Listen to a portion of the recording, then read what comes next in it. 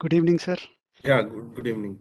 Good evening. Myself, Sagar Singham Sethi. I'm the adjunct professor at Nalsar University. Thank you for joining. Apologies from our end that we had to delay your, um, you know, uh, we requested your office that you come 15 minutes later. So apologies for that. No Um, issues at all. and thank you again, sir, for joining the conference. We have it's a 2-day conference on air transport law and policy, and let me introduce you to the audience before we kickstart. If you're all set, then I'll do that. Yeah, sure, please. Yeah. Look Okay. forward. Okay. Thank you, sir. Thank you. So, welcome, sir, and welcome everyone.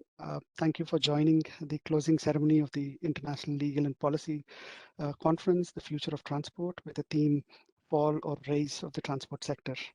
Uh, we have a guest here, Mr. Suhas, who is an IAS officer, and he's currently the Managing Director of Cochin International Airport. Mr. Suhas was the former collector of Alleppey, Wayanad, and Ernakulam district in Kerala. An able leader and administrator who proved his caliber and capability time and again. I have read some news articles, sir. I'm not going to go into, the support that you have extended to the people during the flooding time. So that's why I just put it in one line. So just to, um, I'll keep it to that.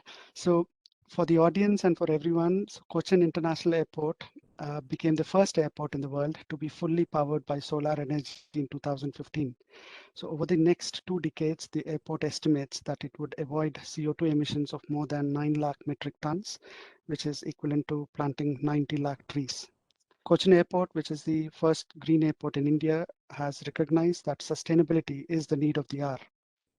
For its take on Green Airport, the CIAL, in short form, was awarded with the Champions of Earth Award in 2018, and it is the highest environmental honor instituted by the United Nations. The airport was also awarded the Best Airport in Asia Pacific region in 2020 by the Airport Council International, ACI. So there's a good reason for Mr. Suhas to be here because he is, and his team, let's say, is trying to green the transport sector in general. I say transport here because airports are a link to a number of other modes of transport as well, sir. But airport in itself should also be greening, and which you are a living example in that sense, the airport. And the fact that we thought about you and the airport was very simple. Sustainability is going to be or is already a theme that is running across whichever business, whichever mode of transport you're in.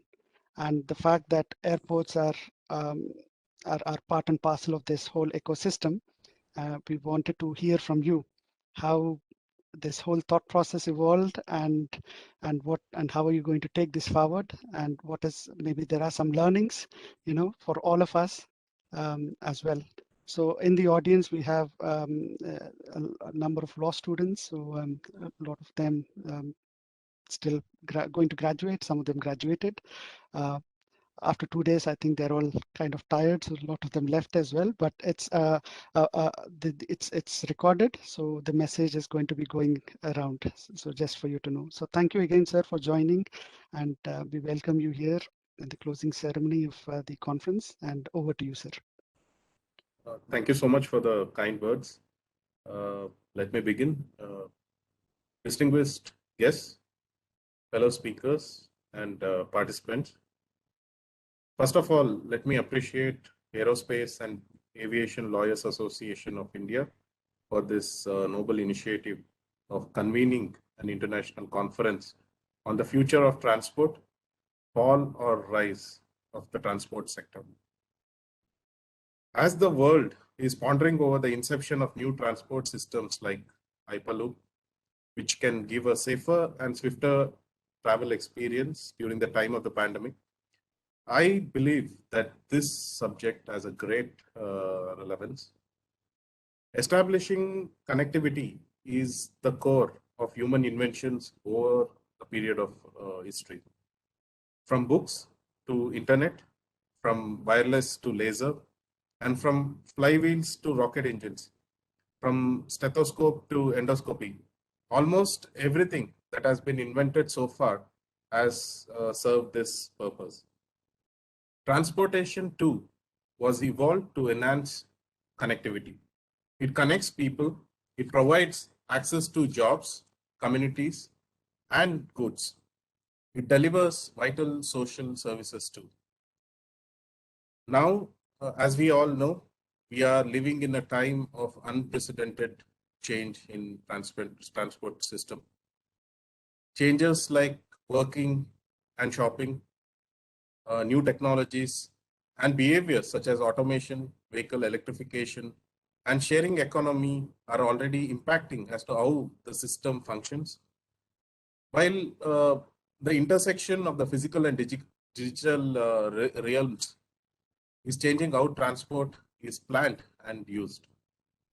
These developments bring exciting possibilities and will have significant social benefits. It allows people to connect with places and shapes how we live our lives. Despite the pandemic, the more significant trends in the transportation industry are not going away. The need for more environmentally friendly, resilient, and comfortable ways to move around will persist, and it will come back to reassert once the lockdowns have, I believe, ended. The coming years will keep molding the transport industries.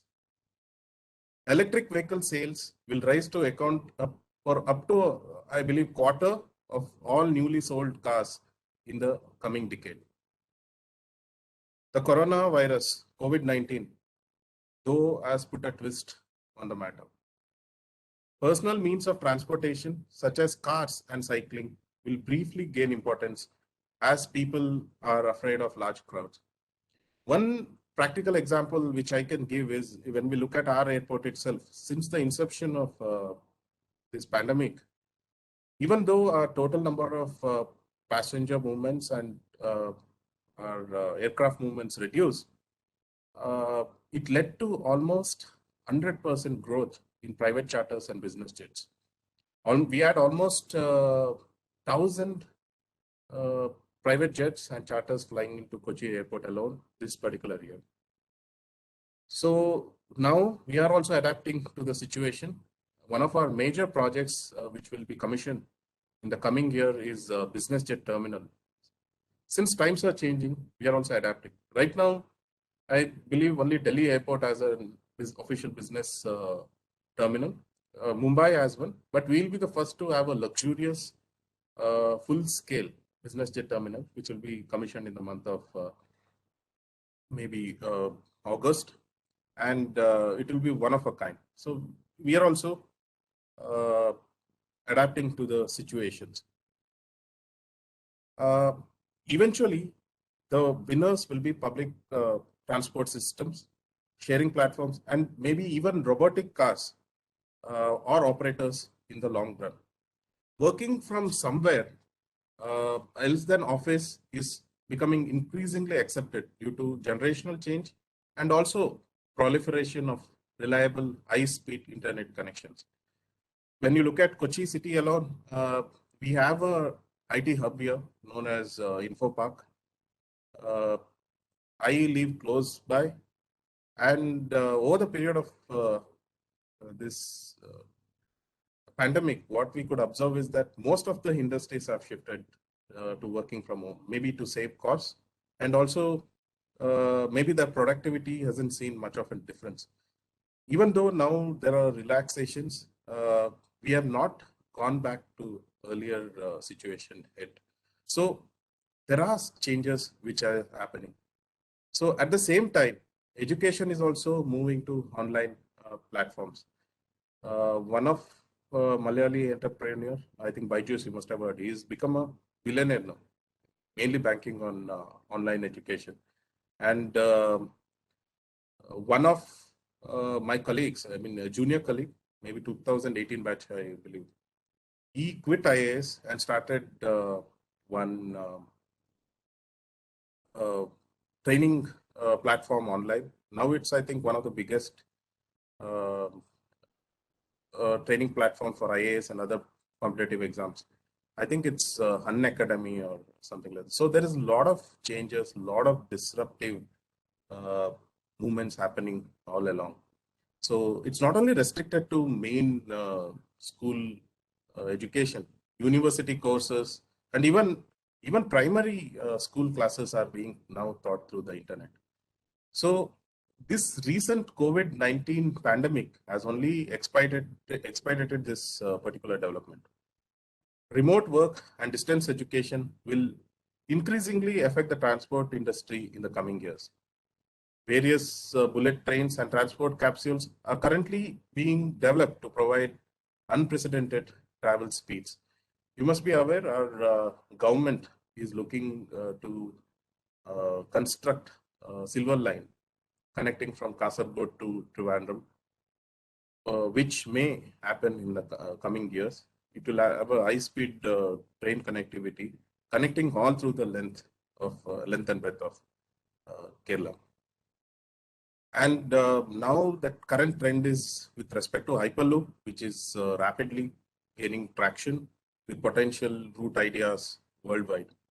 Leveraging the capacity of its ultra-high-speed system, Hyperloop will also be able to deliver high-priority and time-critical goods such as medical supplies, food, which are very important during the times of disaster and during crisis. So understanding the social and individual factors which affects people's lives and how people make the lifestyle choices, including their travel choices, is the key to understand the future transport demand. The future of transport needs to balance a wide range of considerations. Capacity has a role to play, but it must be linked to making travel more sustainable overall. This may be done by making lower emissions or by making less travel or maybe relating it better to our journeys to work or housing. A focus on people is central to the future of mobility. Understanding how citizens and businesses make decisions and interact with technology provides an opportunity to place the user at the heart of an integrated system. It holds the key to understanding and optimizing the acceptance, adoption, and impact of new technologies. Over the next 2 decades, transport technology will change faster than any time since. The advent of new technologies is already revolutionizing how we think about travel. We'll have electric and autonomous vehicles uh, in place of cars, which are powered by fossil fuels and internal combustion engines. High-speed rail will transform journeys between our major cities, and it may also enhance freight capacity. Drones may deliver goods to our rooms. People will continue to produce and use more data than ever before, and it will have profound implications for transport.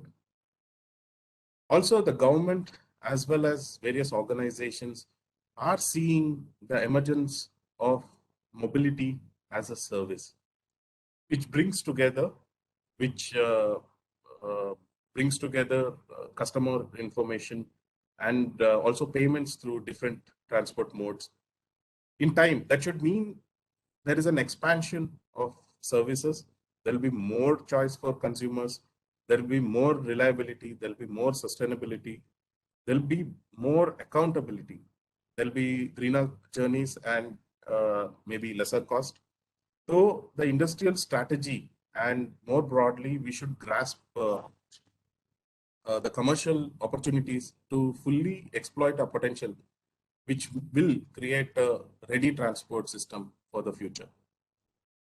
Today's transport challenges include reducing congestion and air pollution while providing seamless, user-centric services that people and businesses want and expect, which will depend on making the right policy choices.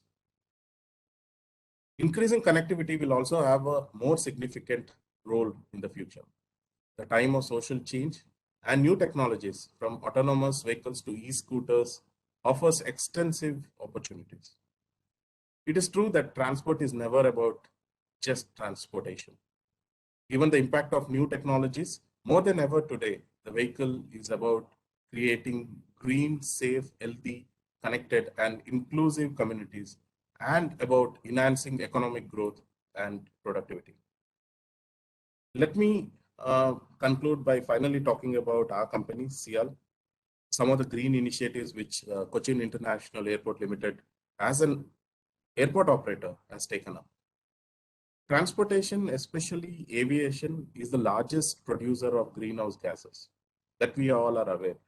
We cannot replace the aircraft turbo engines which emit huge volumes of carbon within the electrical systems. What we can do as an airport operator is to take measures to check our carbon footprints. Cochin Airport is the world's first airport which was fully powered by solar energy. Today, the total installed capacity of our solar plants, which were installed within our campus, is about 40 megawatts. They produced almost 1.6 lakh units per day, whereas our daily demand is about 1.4 lakh units per day. So we are power neutral now. Of course, every year there will be almost about 10% increase in our energy demands. So our solar plants will produce about 54 million units of power from this annually. Over the next 25 years, this green power project will reduce carbon emission from coal-fired power plants by more than 1.05 million metric ton, which is almost equivalent to planting almost 3 million trees. And recently, over the last 6 months, we also started a new practice and went ahead with agrovoltaic farming, wherein the land is used for both agriculture and solar power generation at the same time. So far, we have harvested about 80 tons of organic vegetables from our solar plants. And recently, you must have heard, our airport is the first in the country to, in fact, step into hydropower construction as well. We established 4.5 megawatt small hydroelectric plant in Kozhikode. This is off campus, which is one of the biggest achievements of our company. And in fact, Kerala is blessed with so many rivers, so many rivulets, which can be used for harnessing this potential. This is not all. Now that we have run out space within our campus, we are looking at going ahead with energy plants outside as well. During the month of February, maybe February 25th or so, we'll be commissioning our biggest plant outside our campus. That will be 15 megawatt solar plant in Kannur. So there are two reasons for this. One, we are leaders in green energy production in our state. And the second, we'll be energy neutral. We won't take anything from the grid. So excess energy is fed to the grid. And third, and the most important, is that for any airport to be economically feasible, we should not only depend on aero income, we should also emphasize and expand to non-aero income as well. This COVID-19 pandemic was one of the biggest reasons also which taught us that we cannot be dependent only on aero income. So when flights immediately cease to function, then our income immediately stopped. So in order to prevent such conditions in the future, we are actually going ahead. We are diversifying into energy projects and also logistic parks and others. And also we'll do our bit for the environment. So we hope that all stakeholders in the transportation industry, especially aviation industry, can implement such out-of-box ideas to reduce their carbon footprints. And this is all what nature and humanity expects from us. So thank you so much for giving me an opportunity to talk to you, say some few words before the distinguished panel and also the members. I look forward to interacting with you all much more in the future, maybe in some capacity. So I thank the management for this opportunity. Thank you very much, sir, for providing that holistic view of not just airport, but actually pointing out a number of other aspects which we have been talking about in the last 2 days, from autonomous vehicles to data issues and to the airlines and the airport specific related issues. Thank you once again for actually being part of the conference and also for sharing your view. And for me, the big takeaway from your speech is also that we have to keep user in perspective, because of course, as lawyers, that's the only thing we can bring to the table here where you mentioned stakeholders. The lawyers and the legal community and the policy experts that we have should be part and parcel of those discussions or should be part of those stakeholder engagement.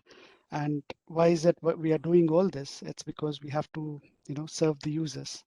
So at least users should accept, as you said, whatever we are trying to do. So thank you again for putting that business perspective as well for the legal and to the legal fraternity here. Once again, a big thank you, sir. And uh, we hope to meet you as well on our campus sometime soon, once Thank you so much. everything, once the COVID cloud is over. So thank you again. Thank you And so much. thank you, sir. To all the participants as well, we thank you for, for being with us the last 2 days and listening, and hopefully some of these engagements and some of these interactions have been quite insightful for you, because what we tried to do over the 2 days is to connect law and policy issues to the business, which is transport. So whichever mode you're talking about, whether it's train or whether it's aviation or space or the urban transport related segments. So we try to see what regulatory mechanism should be built or what policy frameworks should be put in place. And of course, we also address some of the legal challenges when it comes to new innovative and new technologies that are evolving at a much rapid pace. So hopefully it was helpful to all the participants, and I thank the management as well here, especially to Lex Erudites, who's here. It's a student body, and they have been super helpful in organizing this whole event. So a big round of applause. I know it's virtual, but again, from my yeah, what I've been bothering them a lot to tell you very honestly, but they've done an extremely good job in supporting this whole conference, and a big thank you to Lex Erudites, who's represented here by Shivadat and Arun Vaidyanathan. Thank you, Shiva and Arun, and to the team of Lex Erudites for all your support. And I also extend my support to Nalsar University of Law, especially the Center for Aerospace and Defense Laws. So Professor Balakista Reddy for being an inspiration, but also being very supportive for this initiative to actually take place. And of course, to my own team at the Aerospace and Aviation Lawyers Association of India. We have a small like-minded people who came together to to do these networking events. So hopefully in our this is actually a second venture. The last venture was already a year ago where we did our first edition of the conference. So this is our second edition, and we hope to do many more events where we are able to connect the legal fraternity, policymakers, and the business in the transportation sector uh, through our events. Thank you one and all, and we hope to meet you as well sometime soon. Um, so as I said earlier, I know some of you wanted to ask questions. Given the virtual platform, of course, you can take the opportunity to ask me. But to those who would like to drop off, do not hesitate. We're not going to. The conference is closed now. Thank you one and all, and we hope to see you in near future.